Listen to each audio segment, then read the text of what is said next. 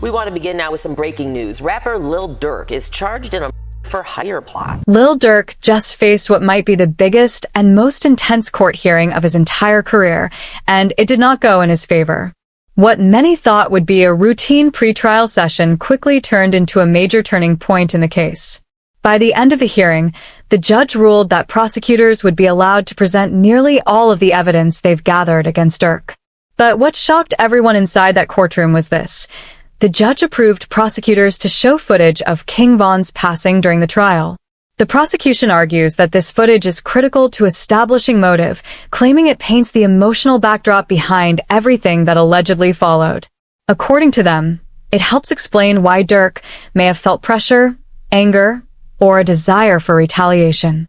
This decision alone could heavily impact how the jury views the entire case. Testimony and video surveillance surrounding the death of King Von, and the motion to exclude this evidence was denied, meaning the judge is going to allow witnesses to testify about and allow the video of King Von's to be played at the trial. And this is important because prosecutors wanted to use this evidence to argue that King Von's is the reason or motive as to why Durk offered this bounty on Quando Rondo.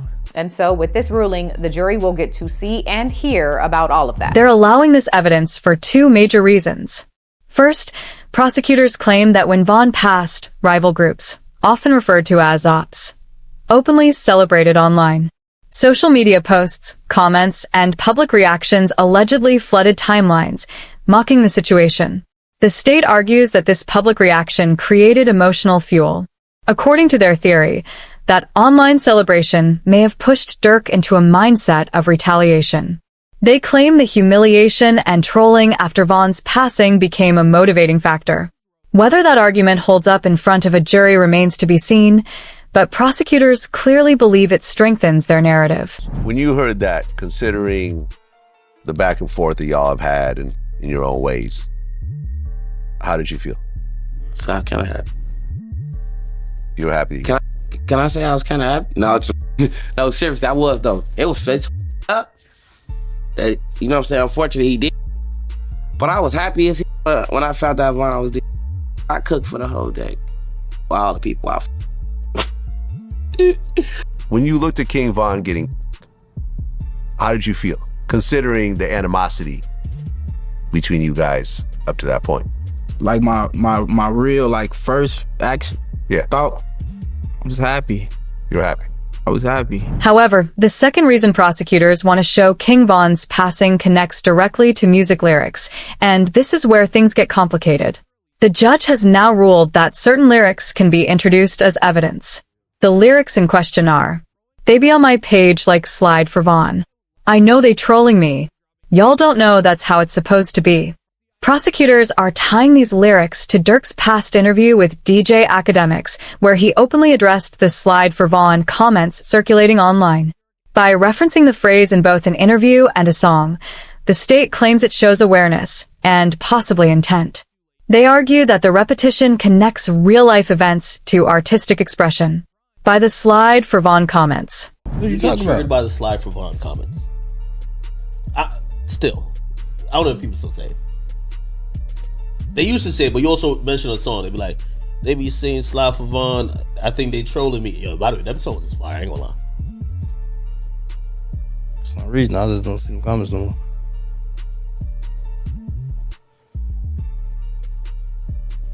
For some odd reason. I don't know. Might be the water. Him mentioning it during an interview gives prosecutors even more leverage. Their argument is simple. If Durk acknowledged those comments publicly and then later echoed similar sentiments in his lyrics, it suggests he wasn't unaware of the pressure. He understood it. Then they introduced another set of lyrics. "Don't respond to things with Van." I'm like, screw it. You're tripping. Go get your stick. They dropping locations. I'm getting it done. Forget tweeting. We're sliding. The feds are coming. Prosecutors claim these lines aren't just music. They're admissions of mindset.